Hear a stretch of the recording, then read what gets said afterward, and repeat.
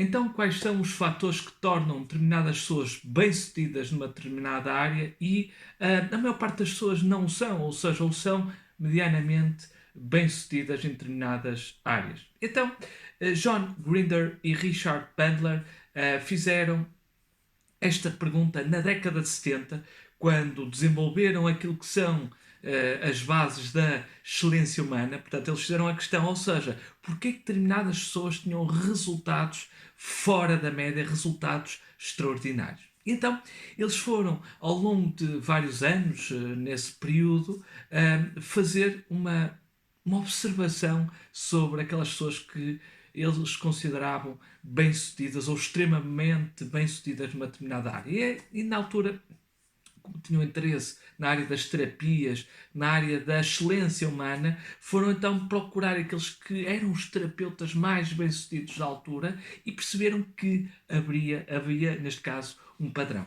E então, ao olharem para a forma como as pessoas agiam, como a forma como as pessoas pensavam, a forma como as pessoas sentiam, isso levava a que elas tivessem determinados resultados acima da média ou disruptivos em relação aos seus parceiros. E então o que acontece é que eles identificaram essas pistas. E é por isso que se diz que o sucesso deixa pistas. E o que é que eu quero dizer com isto é que qualquer área que determinada pessoa é bem sucedida, quer seja nos seus relacionamentos, quer seja na área profissional, quer seja na área artística, tanto faz, ou seja, em qualquer área, uma pessoa que é bem sucedida, que tem resultados melhor que a maior parte das pessoas, é porque segue uma determinada receita, que segue um determinado passo a passo, ok?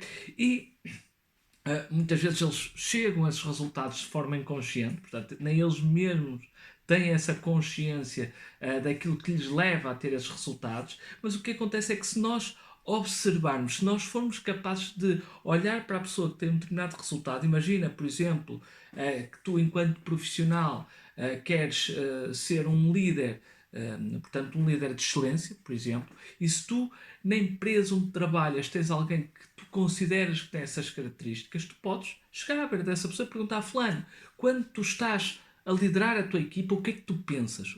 Como é que tu encaras o processo de liderança, de coordenar, de orientar os outros?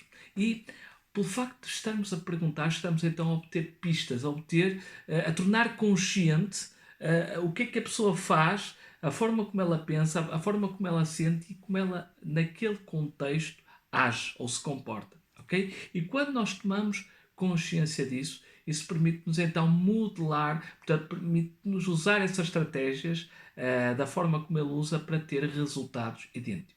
É quase como uma receita de um bolo. Se nós percebemos quais são os ingredientes, quais são ou qual é a sequência que nós devemos usar esses ingredientes, então nós vamos ter um resultado idêntico àquela pessoa que faz um bolo excelente.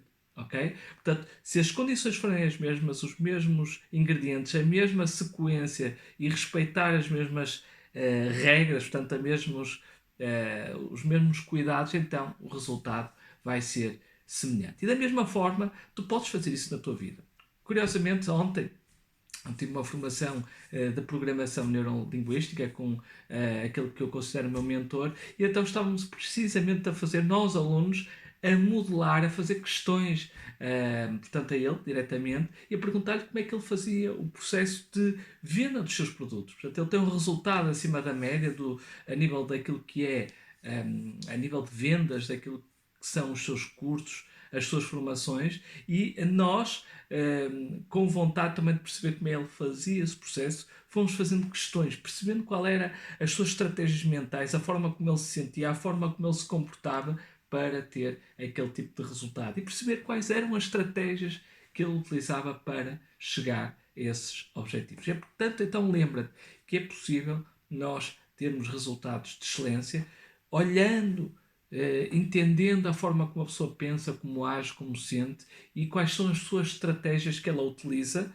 para então podermos modelar, para podermos então assimilar e poder fazer da mesma forma. Ok? Portanto, fica aqui a dica. Espero que tenhas gostado e se achaste útil este vídeo, por favor, comenta e partilha com os teus conhecidos. Vemos então numa próxima oportunidade.